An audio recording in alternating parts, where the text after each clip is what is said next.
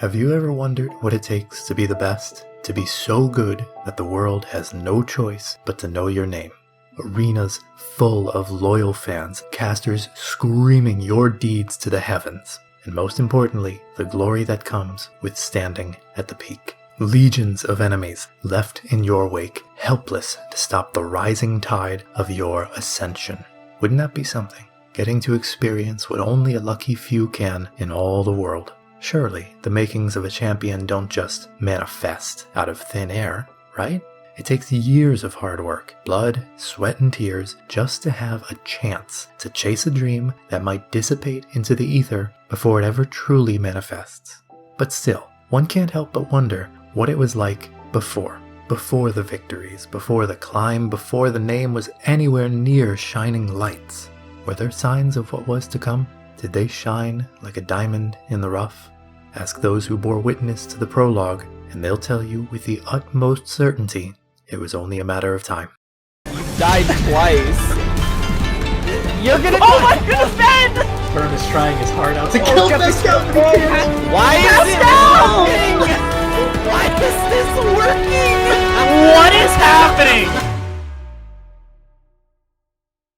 Before we can get into the titular team of future professionals, we should probably cover where they came from. While I generally try to avoid covering other teams in previous seasons too closely during these documentaries, in this case it's absolutely crucial to understand how things shaped up. Before the San Francisco Glock, there was the Hanamura Hotshots. Don't worry, we're not going to get into exhaustive detail, just the basics. While the end of 2020 would be the Glock's claim to fame, the year had the players starting out in a very different shape. Much of the core of SFG was part of the Hanamura Hotshots, but they weren't what you'd quite call a top contender. The Hotshots was built on the premise of coaching everyone up to claim the championship, but they could never quite get their feet off the ground. There was a brief stint towards the end of Season 2 where they started to look like everything clicked, but it only lasted about 2 weeks before their dreams came crashing back down to reality. You could see that the players were really trying to improve, and they had potential, but compared to the other top teams of the time, they kinda ran into a brick wall. At the very least, the final iteration of Hanamura hit it off pretty well. You could tell just by the way they acted around each other, they really enjoyed being teammates. This was especially true once they brought their coach in to play around the mid-season, a little-known player at the time who went by the name Pascal, though he would eventually be known by a different name.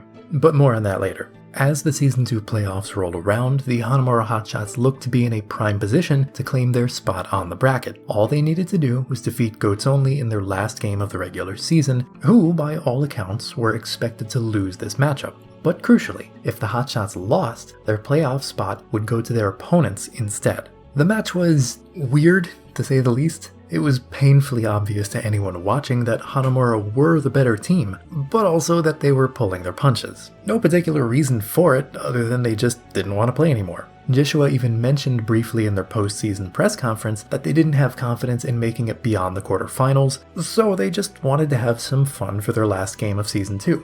Bit of a weird way to go out, but at the end of the day, this is all just for fun, so if they had a good time, then all's well that ends well. Except, that's obviously not where their story ends. It was just the beginning.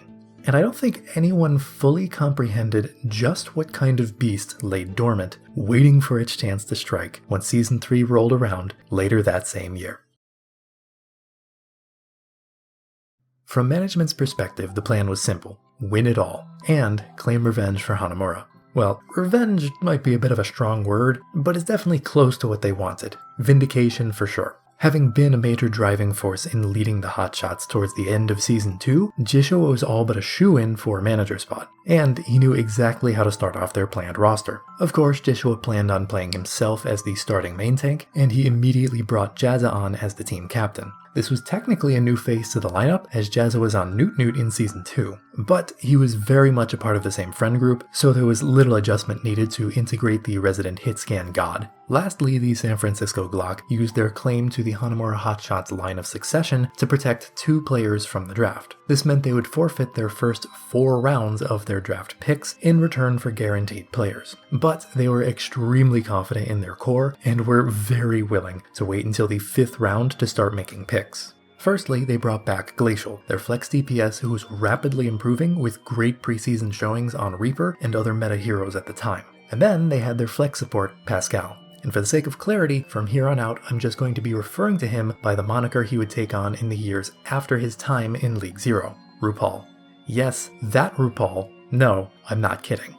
Yeah, I don't really know how to word it. I don't know if it was necessarily revenge is the word, but it was more so like in that off season, like everyone got like much, much better as a player. So we like kind of went into the season with SFG knowing that like we were going to be like probably contenders for winning the whole thing, which was just kind of funny to think about. So we didn't go in and even think we were like an underdog trying to get revenge. It was like almost like an expectation that we wanted to win it because we just knew at this point that we were that much better. In a way, it was almost unlucky that like that season, like none of us were like at our peaks yet. So I think that was really the only reason that we struggled, and that's why you saw the end of the season at us doing like much better because everyone had gotten better as a player by that point.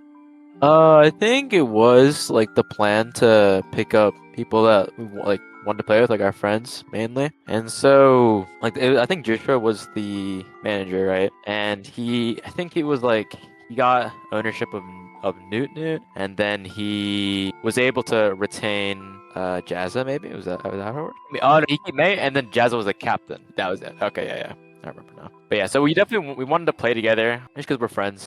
While I mentioned before that Joshua in particular wanted to finish what the Hanamura Hotshots had started, the majority of the team had a slightly different take on their goals for Season 3. Of course, winning is fun, but the Glock didn't want to worry too much about their standing at the end of the day. The team understood that many of their players, Joshua and RuPaul in particular, were starting to hit that upper echelon of the path to pro, and this would likely be one of the last times the friend group would be able to play in an organized tournament like this. It was only a matter of time before their peers started to find too much success on their journey and didn't have time for such things anymore. I think at the time, like I was like busy and maybe like on like a good like open division team, so I was like focused on that. But I did want to play in League Zero, and I did want to win. I think we scrimmed like a couple times, and it's not like I expected us to win like super easily, but I did know that we were the best team just on paper. Like we have the best players. It wasn't like, okay, we're gonna try really hard and get first place. It was more like, all right, we're gonna put a little bit of effort in, but also have fun, which was like the important thing for us, and hopefully win. For the most part, everyone on SFG understood that there would likely be some scheduling issues with their teammates going far in Path to Pro. It's not like Blizzard was going to schedule around a for-fun community like League Zero. However, they were fortunate in the fact that most open division games happened earlier in the afternoon, meaning the starting six would likely have an easier time making it to official matches. There were mixed responses as to how much the team wanted to scrim going into the season, but generally their schedule was light enough that SFG wouldn't interrupt their more serious competitive endeavors. Yeah, I was thinking there'd be like some scheduling issues. If there was any, it was probably only like a few times and not for anything important. I think generally we made the time work. Yeah, for sure. Because by this point, we know that, like I said, that we'd be better players. But the downside of that is, like, as you get better as a player, most likely you have, different commitments. So, like in HH, it was like I feel like we had like kind of a bond, and that's how like a lot of us started off as good friends because that's the main thing we're competing in. Like at least for me, that was probably like my first like experience, like real experience in like some sort of tournament like that. So we did kind of go in knowing that there'd be some scheduling issues, but there's also that element of like just wanting to snipe these players away because like let's say someone like RuPaul, if RuPaul just went into the draft and some like random other team picked him up, even if he was available, like he honestly probably would have just said I don't want to play because he just doesn't care. But he would make time for us as he needed it, so it kind of benefits everyone, I think, when we like sniped these players because we had other commitments. None of us really wanted to play for another team besides with each other anyway. The draft was relatively easy for Joshua, with Glacial helping him plan everything out. The main goal was to simply bring on friends and not worry too much about scouting. They weren't interested in playing along anyone they didn't already know, and most of the other teams in the Expert Division knew the friend group wasn't going to be as motivated if they didn't end up on the Glock. A bit of a weird situation to have a pre-made team brought into a draft league, but at the same time everyone besides the Protected 4 players were technically eligible to be drafted by another team, even if most teams knew better than to try. Well, everyone besides one, that being Z9. MK was the mid-season main support signing for Hanamura, and to say he punched above his weight class would be a dramatic understatement. Originally starting off Season 2 in the Intermediate Division, he was traded up 1 to the Hotshots around Week 3 and immediately slotted in. Main supports in Season 3 were hard to come by, being the class with the lowest average SR, meaning someone like MK was in high demand. Z9 sniped the former Hotshot, leaving SFG to shift focus and grab Jepic instead. Yeah, this is definitely refreshing my memory on this because I kind of forgot that like the plan was MK, like even though we kind of knew MK would be like, I don't know what the term is, but he kind of stands out on the team because he was like noticeably the worst player. We still wanted him because it was just HH, and I think main support was probably like one of the least stacked roles in the tournament at the time. So I remember panicking during the draft, not really panicking, but I do remember when Austin, like I think it was Z9, I think, yeah, they took MK. Austin were like, shit, like I mean we had most of our team, but it's like, okay, well now we actually do need to get a main support. And once again with our environment, we didn't want to just get some random player that wouldn't mesh with us. The whole point was that we want to get players we actually wanted to play with. So I think I just remembered like going with like Jepic because it was just kind of like, I don't think I talked to him too much. I don't think any of us were like that close with him, but like we knew him like well enough that he was a chill dude and he was like not a bad player. As the preseason ended and the regular season commenced, the first match was soon underway. Love Muffin was a bit of a weird team to face right off the bat. They were a hodgepodge of players, most of which were very comfortable playing off-meta picks. No one really knew what to expect from them, but SFG had an entirely different problem on their hands. You see, their starting off-tank Bakanje managed to get himself suspended for a few games before the start of the season. And while Joshua knew this going into the draft, it still came back to bite them in the ass almost immediately. The backup off-tank Northern wasn't available, and neither were any of their other subs for that matter. And, to top it all off, Jepic was running late, so he wouldn't be around until about 30 minutes after the scheduled start time. Now, any other team would probably call this game a wash and just forfeit, but the San Francisco Glock were not any other team. They had Joshua, Jazza, Glacial, and RuPaul there and ready to go, with Jepic available for map 2 if they could stall the first for long enough. So, they decided to play. The outcome on paper was what everyone expected given the circumstances, but in reality what followed was, and still is, one of the most batshit crazy games in League Zero history. I mean, this is my I don't know how to even cast this, guys. Like, let's be real. This is gonna be a fight win. That's crazy. SFG win a fight of a 4v6? Get value, and yeah, the supports are just there. Jizzle is using his ult, but he pushes them towards Pascal, and Pascal's looking at the whole team. What is this transcendence, bro? Why is this working? Player diff. I don't know, man. Like, I hate being like that. Oh but my god. What? The players still look back fondly on this match, despite it not exactly being competitive. Once they survived the 4v6 and Jepic came in, everyone ended up enjoying the insane 5v6 that took place. We kind of went into that just like we had 4 players in VC and we just kind of thought it was funny to just play because, you know, like we didn't have any other commitments at the time, so like it wasn't like, oh, like someone was like, oh, I have to go do this thing, might as well not play the match. Like, no, we're all there, so like we'll just play if they let us, like, you know, only have 4 players. And like, yeah, honestly, the reason it was close is just because like we were just that good. Like we were just that much better than most people that we played with. We have a lot of debates still to this day. Like I've talked to Glacial and Jazzy even like probably in the last like few months, and we'll bring it up occasionally about like how we should have actually won that game. We kind of think that if we just played 2 tanks, 1 DPS, 2 support, instead of me solo tank, like, you know, Overwatch 2, we actually would have won. Because at the time, you know, it's funny to think now because it's Overwatch 2, but at the time, like, having only 1 tank was, like, actually a big deficit. And, like, I think Jazz and Glacial couldn't get as much value as they wanted. So if maybe, like, we put Glacial in as, like, Hog Czar, I think we could have won that, to be honest. But, yeah, no, that was an awkward game because, like, I'm looking at our roster. Like, Kanji was banned. Jepic was not there for the first map. Northern and then Tiny Moo basically just, like, inactive, just off the face of the universe. So we literally only had the 4. Like, we played every available player. I mean, honestly, I thought we could win. Like, honestly, like if I tried really hard, like maybe we could win. And even if we don't, it's like nobody is gonna expect us to win. But if we do, it's really only up, right? Like, you may as well. If we look good doing it, then it's good. But if we lose, it's like, all right, we were down a whole player. Doesn't really matter.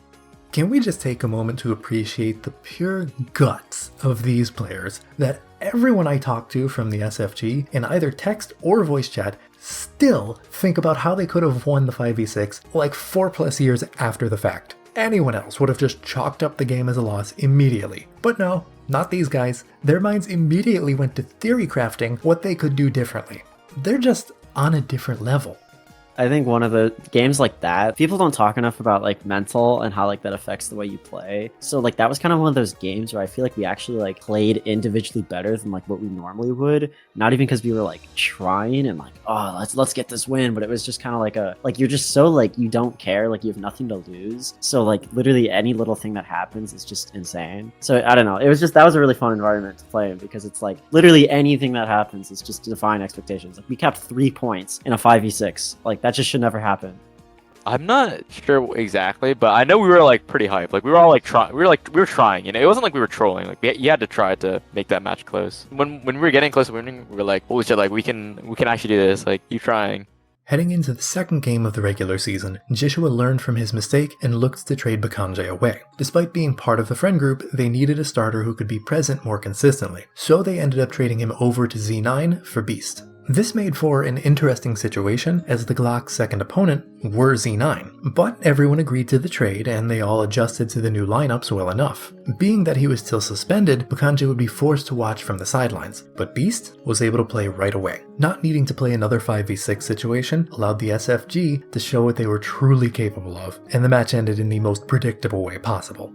No, I think Beast played like 2 matches, and we actually all really liked Beast. I forget kind of how that evolved, but Beast was more of a stand-in. Like we just needed someone that was able to play and wasn't bad. So we all vibed with him pretty well. We actually really liked him. I don't know if we ever traded him away. I think he technically was on the roster when we won. So yeah, because I remember him in VC. So like yeah, like we actually really liked Beast. It was just kind of like, you know, Beast was just all right.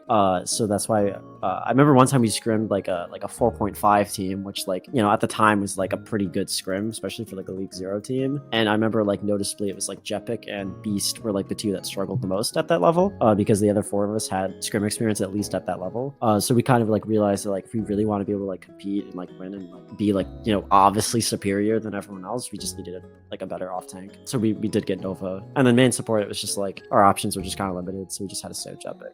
As Joshua mentioned there, they would eventually pick up the off-tank player Nova. Not the Easy Clap Nova, different person. That signing wouldn't happen until around week 4 or 5, so in the meantime, Beast kept himself off the bench. What's more notable is around the mid to late portion of the regular season, RuPaul managed to break through Contenders trials and qualify for Contenders with his team at the time, Antiku. Now, there's a whole multi-layered story about that team and what caused them to break up before actually competing in Contenders that I'm definitely not qualified to tell here. But shortly after that debacle, RuPaul was invited to play in Contenders Gauntlet with Kratos, so he was already breaking into Tier 2 proper. Sanfran had some concerns about how their flex support scrim schedule might interrupt league matches, but for the most part they were still confident in their ability to win games even without RuPaul being as available.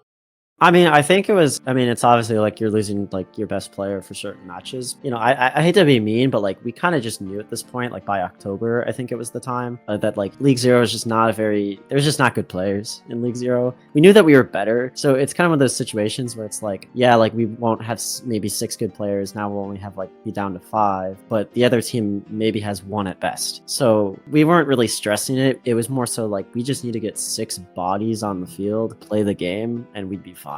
In hindsight, Week 3's matchup against Easy Clap is much more wild than it was at the time. This iteration of Easy Clap wasn't what you'd call a top contender, which I guess you could say was par for the course for that franchise, but even still, they managed to turn heads. Completely winless, but absolutely unwilling to give up, Easy Clap played their hearts out week after week. The San Francisco Glock certainly weren't going to give the plucky underdogs their first win, but a certain low Masters main tank impressed Joshua in particular. While we now know of him as one of the best North American tanks, even being on the same team as RuPaul at the time of recording, the Infected of 2020 was a crisp 3500 SR playing out of his goddamn mind. I do remember my initial impression in the scouting pugs. Like, I remember even like specifically DMing some people and being like, you know, I'm doing these scouting pugs because I think I had to, like, as a requirement. We knew a roster, right? Like, we knew what we wanted to at least. But I remember like even like telling some managers in like some chats that I was like, go with Infected if you need a tank. Like, he was obviously like, he wasn't there yet. He wasn't like the best player there, but like I could tell that he was going to be and he had the most potential. Because just like, I don't know, sometimes tanks just show up and they just don't really like, especially tank players, because because I noticed like I'm a tank player that like they just show up and like don't really play it's like they don't want to win. They don't really talk. They don't really try to do anything different. Like they're not thinking like that. And so even though Infected like wasn't the greatest player at the time, like I could tell he had that like mentality that like he wanted to communicate. He wanted to try different things like all the time and make plays. So I knew that he would be good. So the easy clap game, it was like it was a really close 3-0, even though it was still a 3-0. But it was like it was definitely respect to easy clap, because I think compared to some other teams, they actually had like kind of like an energy to them. Like you could tell they wanted to win. They knew they were outclassed at like basically every role, but they still like they showed up and they were ready to play. While SFG were far and away the most stacked team in the league, there were other teams in the Expert Division that hosted some pretty high-level players of their own. The Chengdu Chads had Zira and Bun as a DPS line, and Clear was the starting off tank for Newt Newt. The Glock may have been the big boys on the block, but they definitely couldn't rest on their laurels if they wanted to stay on top and win these tougher games. The schedule for the regular season consisted of a simple round robin, followed by 3 games of Swiss, meaning it was very likely SFG would have to face these opponents multiple times before the playoffs rolled around. But for the first matchup with the Chads at least, a clean 3-0 victory came easily enough. Don't think I was ever like worried, to be honest, because I was like, I knew that I was better, so I was like, I'll just put that energy into my team. Maybe like I know we didn't have like a full like team of like contenders players or contenders for house players or whatever, so maybe other people were like a bit worried, but I think we didn't think any team was as good as us. I mean, I think collectively as a team, we knew that they were the like second best team besides us. So like we knew that if there was any team that was going to like actually have a chance at beating us, it was going to be Chengdu. But like once again, like there's never a point where we were like really threatened by them. Like even drop 2 maps, and I think that regular season game was kind of crazy. We didn't even expect that much. Everyone had expected Chengdu to put up more of a fight against SFG, and while we were all disappointed for the lack of showing there, no one was ready for the insanity that was about to unfold in Week 5. This was predicted to be a relatively one-sided match, because while Newt Newt were a force to be reckoned with, Clear had already made it known he would probably be late to the game, if he could make it at all. Newt Newt's backup off-tank X-Runner may have went on to claim League MVP in Season 4, but he was definitely living in Clear's shadow in the here and now. What made it worse is that the Glock had their full roster in attendance, meaning it was likely going to be a stomp. The first 2 maps came and went without much fanfare. SFG were simply the better team. But then, a miracle happened. The coalescence that's now going to come out from Swift as Joshua and Glacial are going to fall. It looks like Newt, despite Pascal's best heroics, may just be able to hold here. They're going back to more standard meta. Nice. Good EMP. Hits 5 players.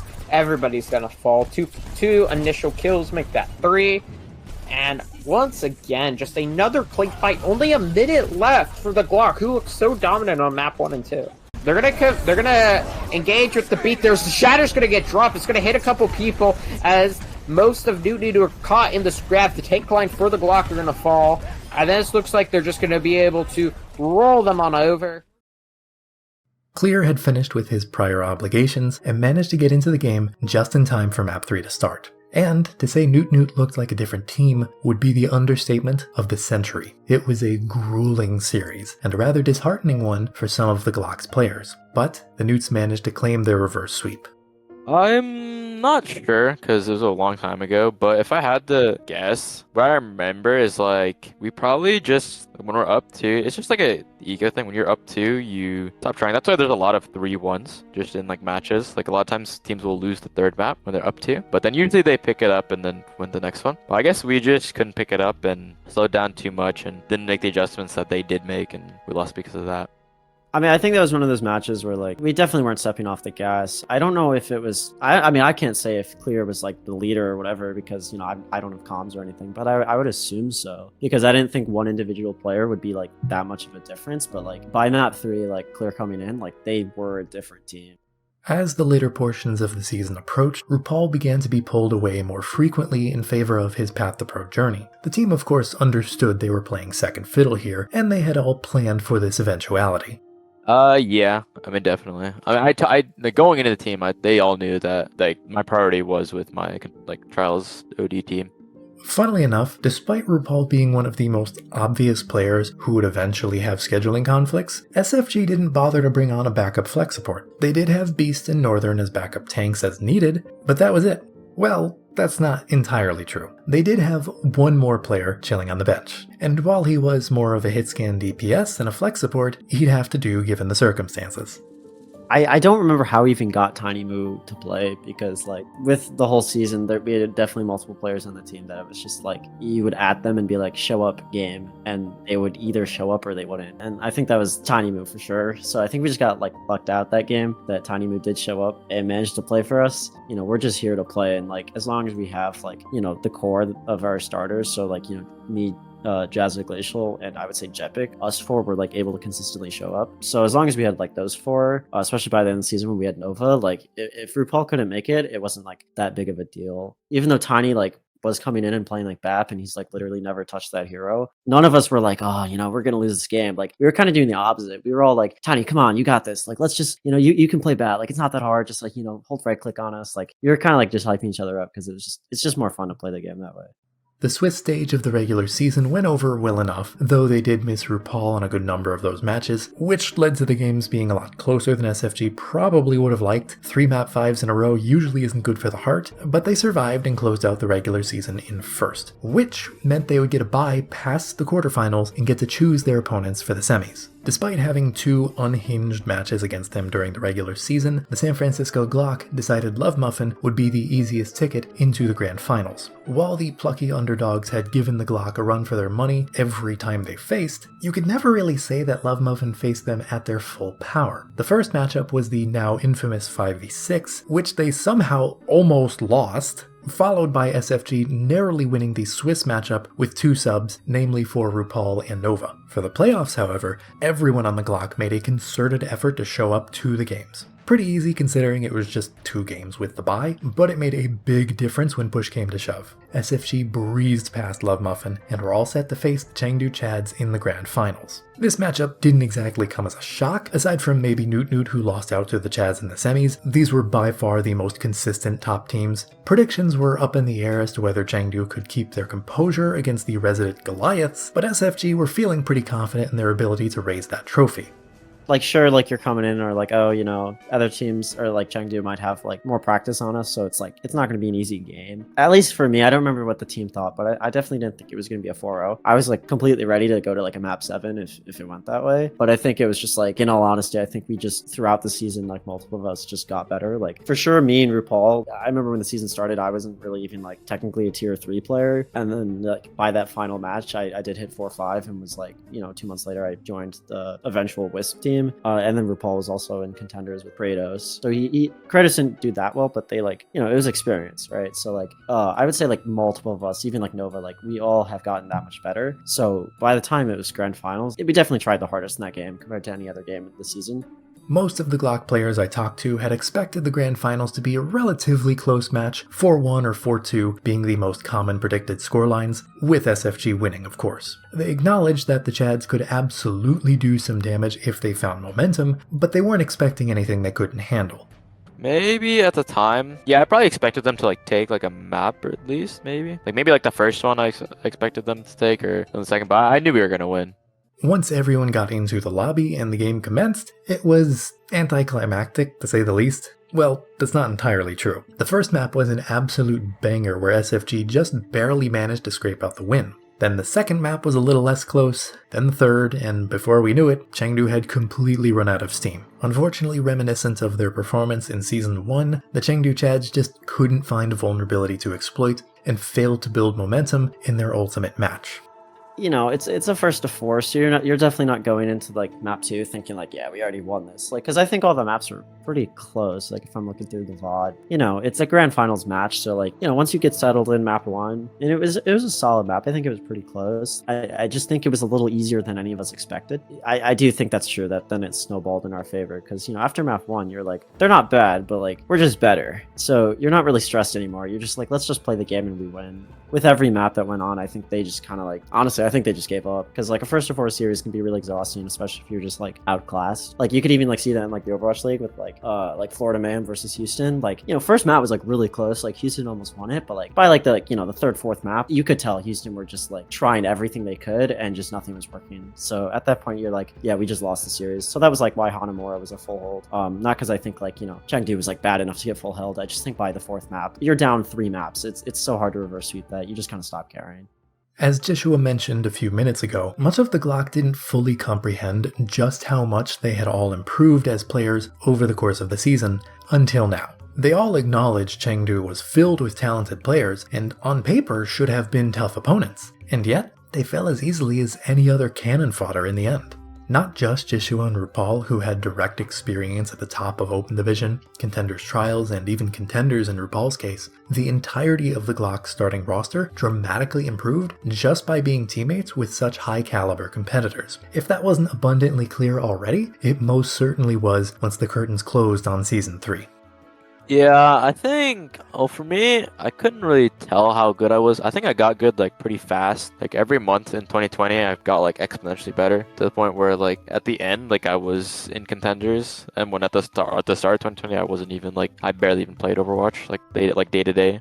In the aftermath of League Zero Season 3, the San Francisco Glock's alumni would take on very different paths. Some would continue on in smaller community tournaments, others would leave Overwatch entirely, and a few would go on to compete in the highest levels of the esport. So, as you can imagine, they all had very different takeaways from this team and what this time in their lives meant to them. I mean, I think it's a good story. I think SFG, it was just a good memory to like just kind of prove myself again, but also just show like the improvement I made. Because like, you know, when I think even where I was at as a player, when we won the whole thing, I honestly don't think I was very good. I think I was pretty bad. Like for my standards, obviously, I think I was honestly a really bad player when we won the grand finals, but it's still like, it's like a milestone. Like we went from being like even last place, maybe it was like second to last, like 7th out of 8 with HH to, you know, winning the whole thing. So for my standards nowadays, it's like, yeah, it's to me, I'm like, well, it's just League Zero. Like obviously I should have won it, but like at the time, you know, it did mean something to me because it was like, hey, like look how much I've grown and changed. Even just as a memory, it was just a fun experience because like I said, like we had that team environment. We just wanted to have a good time. We never went into any match stressing. Like we just had like maybe a couple scrims, but at no point in the season were we like panicking or whatever. Like we just tried our best at least to just play the game and have fun. I would say for me, it like kind of symbolizes my like leaving from like the casual scene and like into taking the game more seriously. You know, that was like a team built around friends and wanting to have fun. But after that, you know, it was just about winning, getting to the next level. It wasn't like I joined a team because I was friends with someone on that team. It was because I wanted like the best chance of winning. Just as the seasons change and leaves fall, so too was it inevitable that the legacy of the Hanamura Hotshots find closure. More than just a group of friends, and certainly more than a simple team in a community draft league, this was one for the history books. The San Francisco Glock left an indelible mark on this community, and it has been the honor of a lifetime to play host to genuine world-class competitors, even if for only a short time.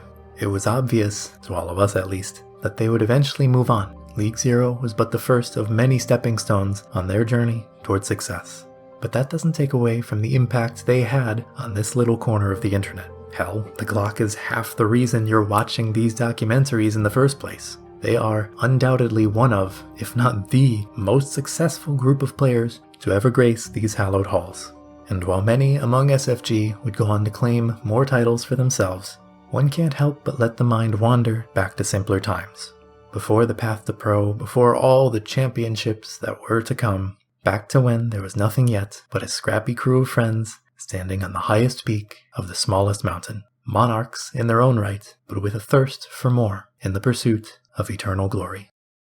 It's gonna be up to No Evil to decimate Nantaku, but the story's being written by a different author. Kami finds 2 with that minefield, and the rest come trickling in as Nantaku puts No Evil into the 1-minute margin.